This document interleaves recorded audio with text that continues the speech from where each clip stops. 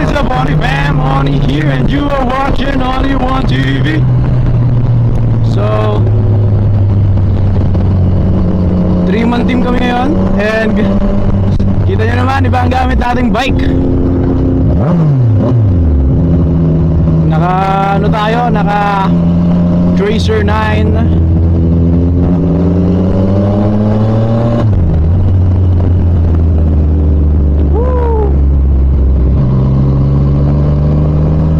First time natin to, medyo ano to, ano tawag dito? Medium ride.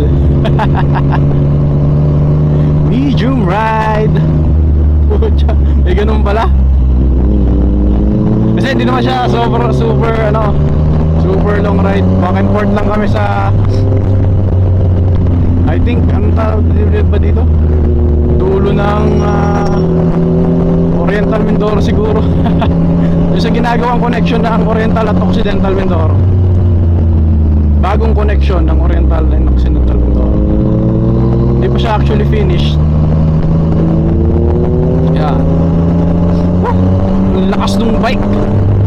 Saka palang bike na gamit ko is Inline 3 900cc CB3 engine by Yamaha.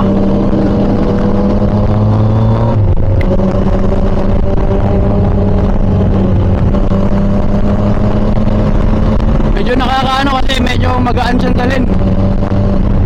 Unlike dun sa bike na nagamit na natin, yung CB at saka CB and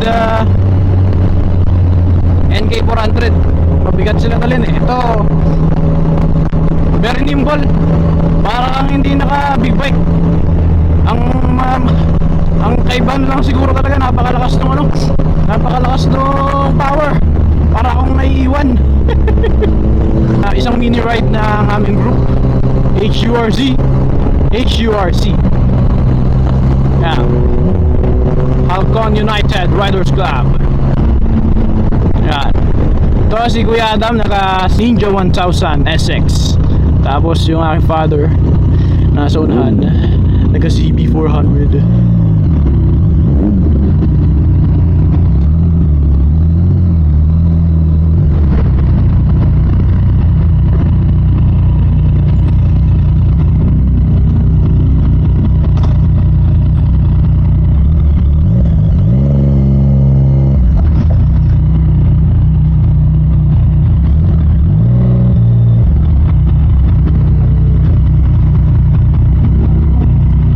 Pagas muna tayo.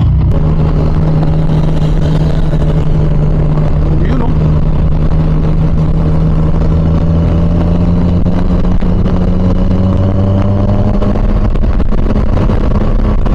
Yan.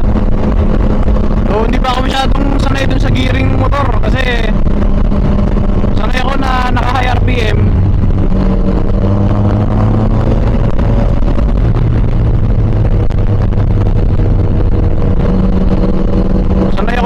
Naka-high RPM. Tapos high RPM, tapos kahit mag-downshift ako, okay pa rin yung aking speed. Dito mabilis na ito ko natin, low RPM pa rin tayo. Kaya medyo kakaiba.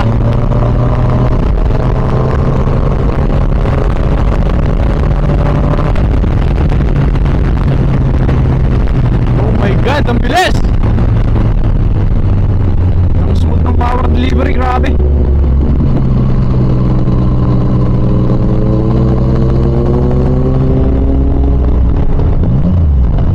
Ride safe lang tayo.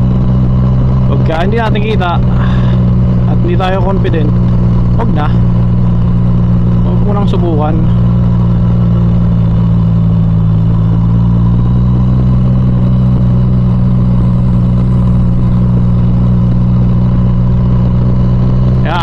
Kita na natin.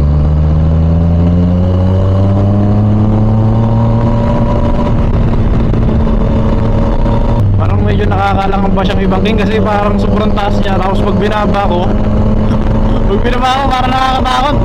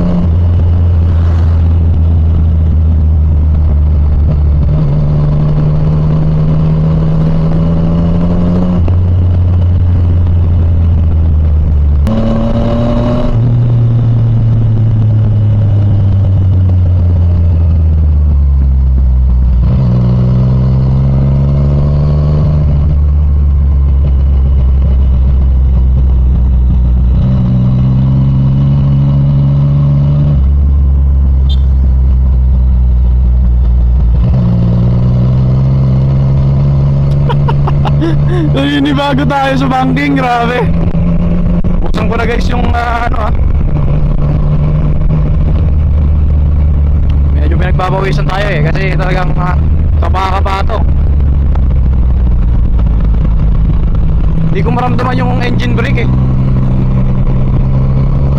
Feel ko kaya ng makina.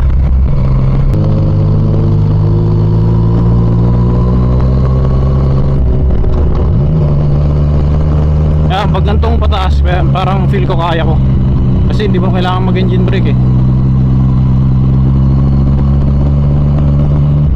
Pag bubaan, medyo natatakot ako. Hindi ko maramdaman kung nag-engine brake yung motor.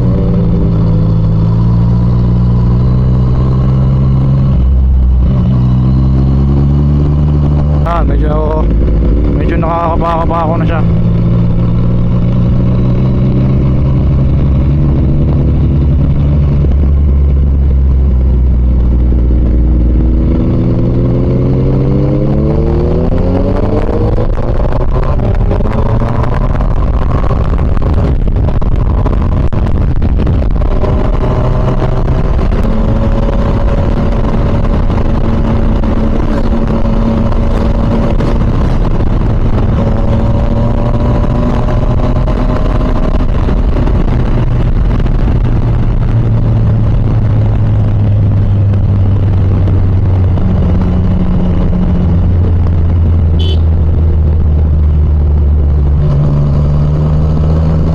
Pauwi na sila, papunta pa lang tayo.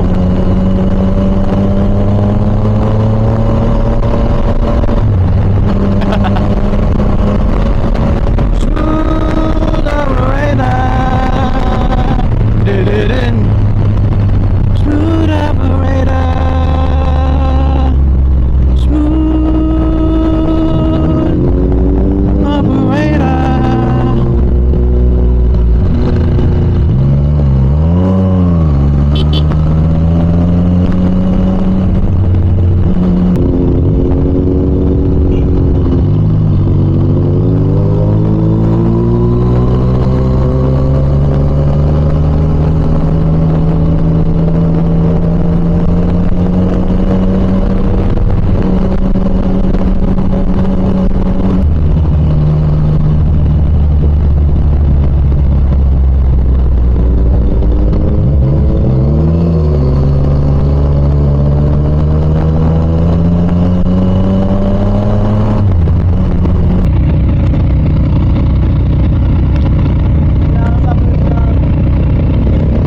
Yan, nandito na kami sa Puerto Galera. Tinatanong lang kung saan ang destination namin o in Condayo ba kami para sa sanitary checkpoint.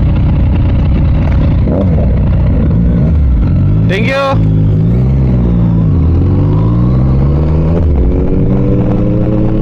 Yan. Hindi ko alam kung nag-record ba kanina. Namamatay, hindi ko alam kung bakit. Nag-overheat ba yung aking ano?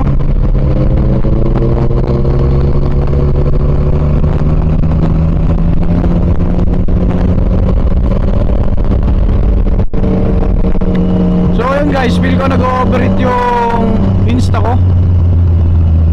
Namamatay siya bigla.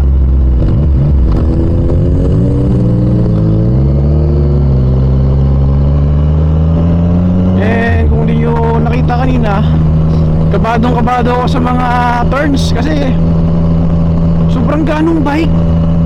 Feel ko konting pilot ko lang tutumba ako. Tsaka pag bumaba kami, pag palusong, ayan, pag bumaba nga, medyo hindi ko maramdaman yung engine brake. Siguro dahil ng slippery clutch. Kaya hindi rin ako makabangking pababa. Pag bumaba kami, pag pataas naman,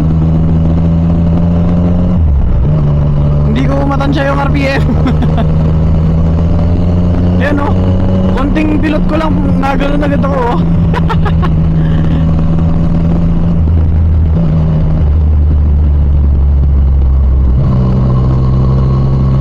Konting pilot ko lang ng manubela, feel ko tatagilid yung motor kaya nakakatakot. Yun siguro ang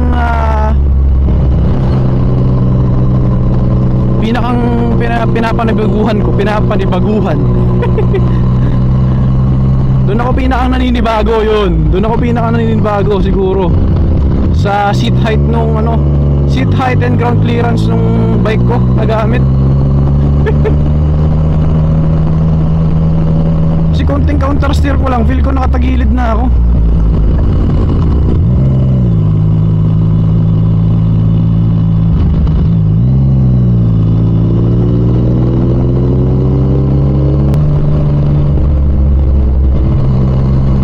Yan, dito tayo sa Puerto Galera. Welcome to Puerto Galera.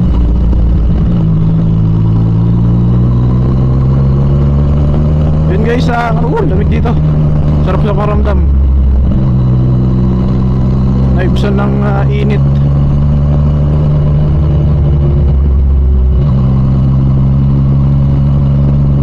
Yun na ang Tamaraw Falls. Hindi ko alam kung bakit Tamaraw Falls ang tawag. Siguro dahil dalawang sumakay na ano. Tapos dalawa yung pinagtutulungan ng falls. Ayun o. Hindi ko matansya kasi.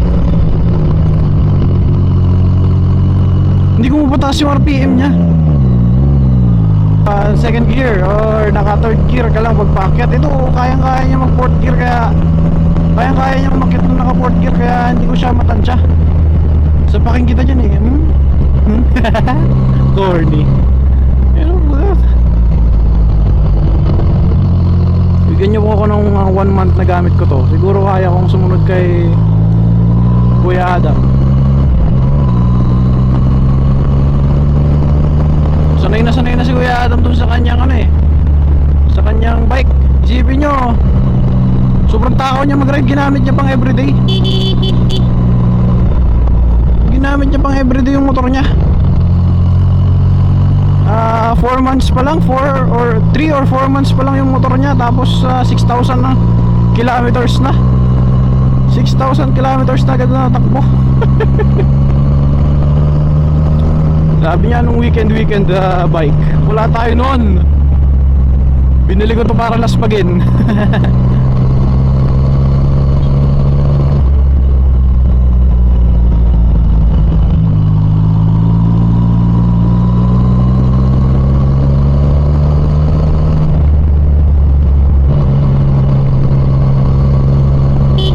May instances na kaya niyang naka high gear. May instances rin na hindi niya kayang umakyat ng ano. Siguro pag nawawalan ng buwelo, hindi katulad nung sabi ko nga ng mga lower CC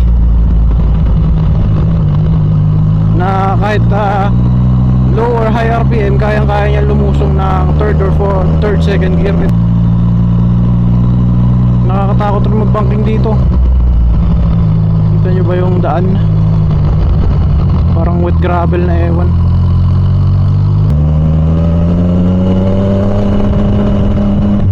Yung kita nyo yun? Feel ko kailangan niya na mag-shift up. Tapos minsan kayang-kaya niya, tapos biglang kakapusin. Kailangan niya mag-down gear. Hindi ko matansya yung bike. Para siyang inuubo minsan. Kaya kailangan ko mag-down gear.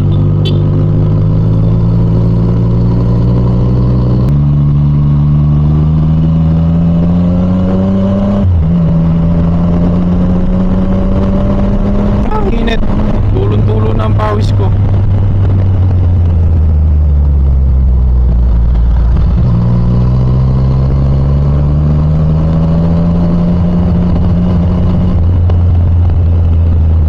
Sigurado ko hinihintay na tayo ni Kuya Adam. Hinihintay na kami ni Kuya Adam. Dun sa baba. Delikado kung dito siya maghihintay eh.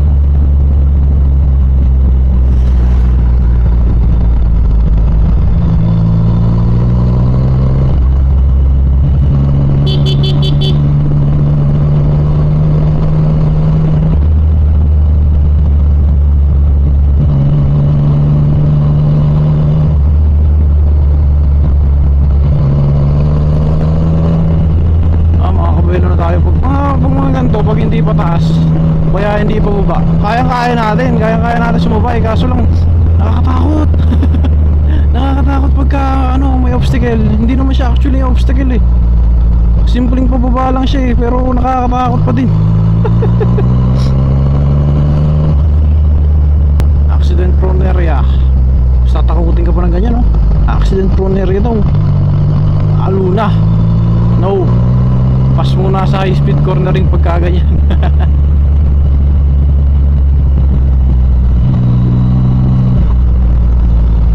Ayan, pili ko hinihintay na kami ni Kuya Adam dito.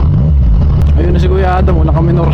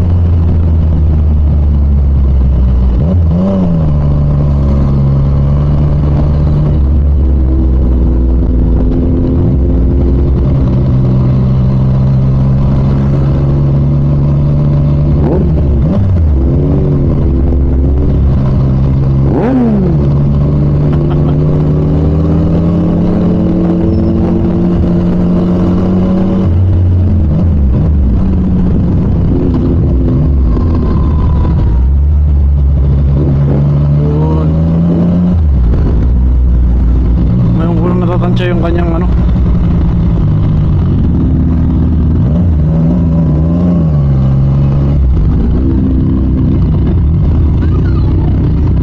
Ngayon ko lang natatansya yung kanyang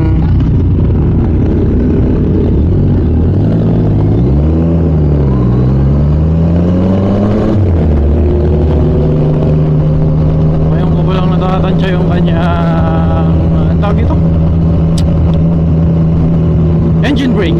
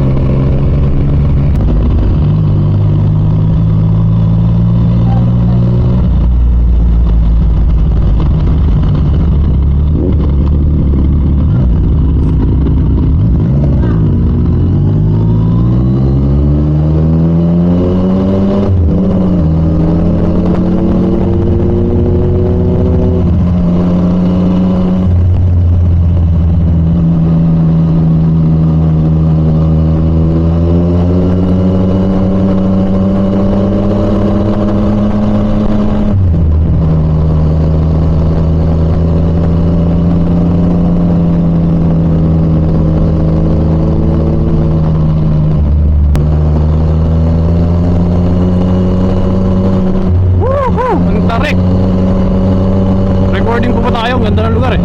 Yan o.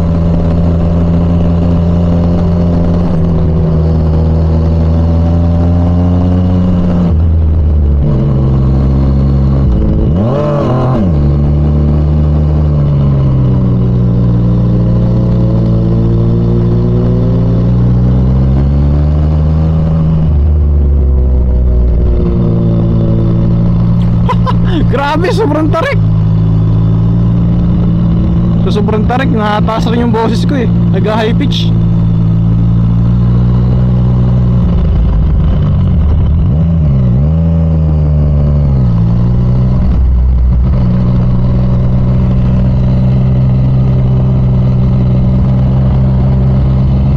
Taas na namin guys.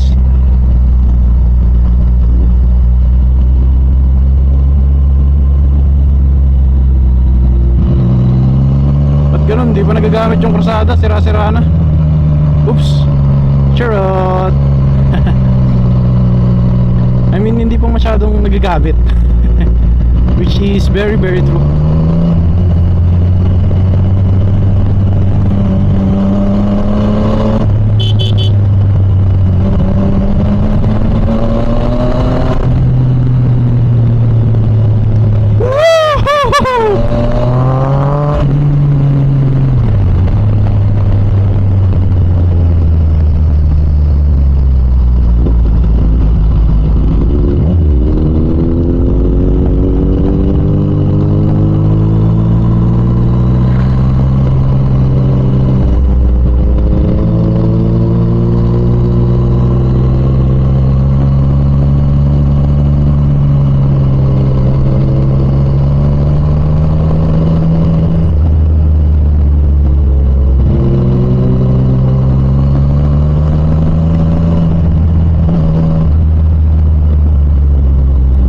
Medyo nakakatakot dito sa lugar na to.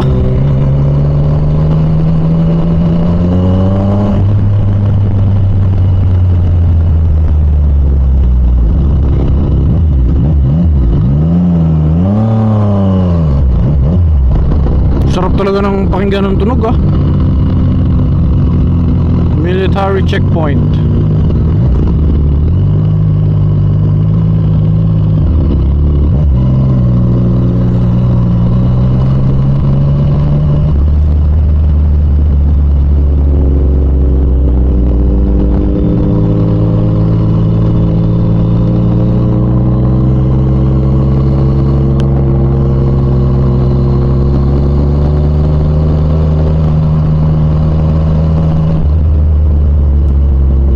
Parang nasa roller coaster eh. Pag ganun yung karsada.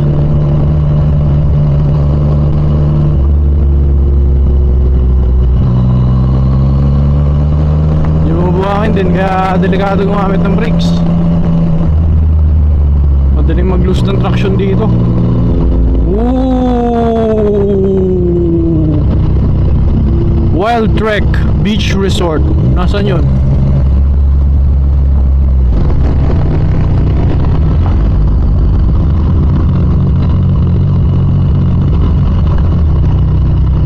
So ito yung ginagawang tulay.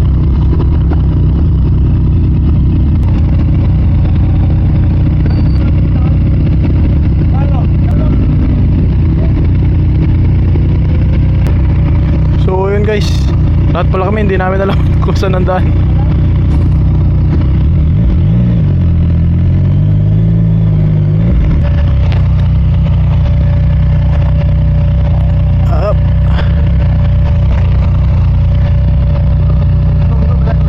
Okay.